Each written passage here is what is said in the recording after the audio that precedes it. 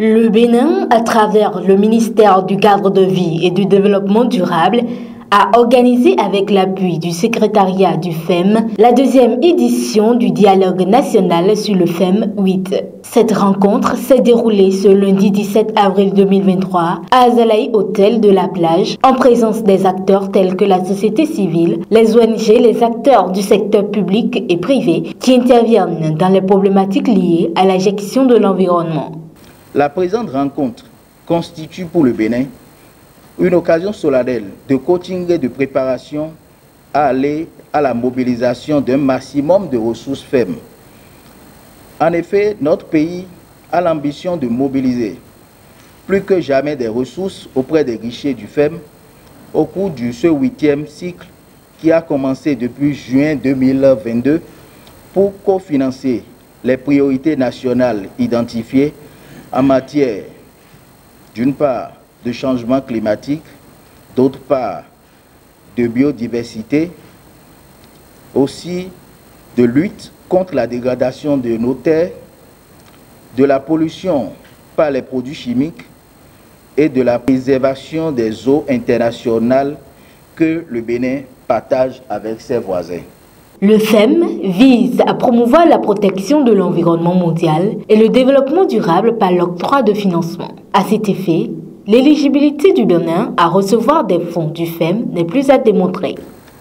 Le FEM 8 se caractérise par une reconstitution record qui a atteint 5,3 milliards de dollars, correspondant à une augmentation de 33% du fonds FEM. Et cela malgré une conjoncture internationale défavorable. Le Bénin est éligible à recevoir un financement du fonds pour les PMA à hauteur de 20 millions de dollars. Alors cela sans compter ce qu'on appelle les fonds non-STAR, qui ne font pas l'objet d'allocations spécifiques, mais pour lesquels effectivement le Bénin est éligible. Nous avons soumis au financement du FEM 8 3 programmes intégrés avec avis favorable. Une proposition sur le programme intégré du système alimentaire du FEM 8 avec la FAO Bénin. Une autre sur la gestion des déchets plastiques avec le PNUD Bénin. Une troisième enfin sur le verdissement du Grand Locoué avec la Banque Ouest Africaine de Développement dans le cadre du programme intégré Ville durable. À l'issue de cette rencontre, les attentes du ministre du Cadre de vie et du Développement durable, José Tonato, sont clairement identifiées.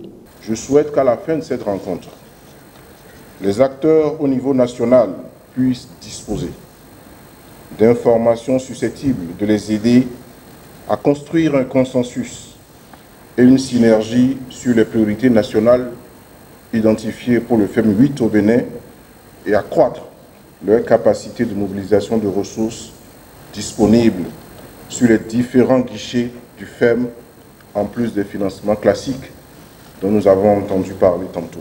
C'est donc sur ces mots que je déclare ouverts les travaux du dialogue national sur les opportunités de mobilisation des ressources du 8e cycle du FEM au Bénin. Je souhaite plein succès à vos travaux. Je vous remercie.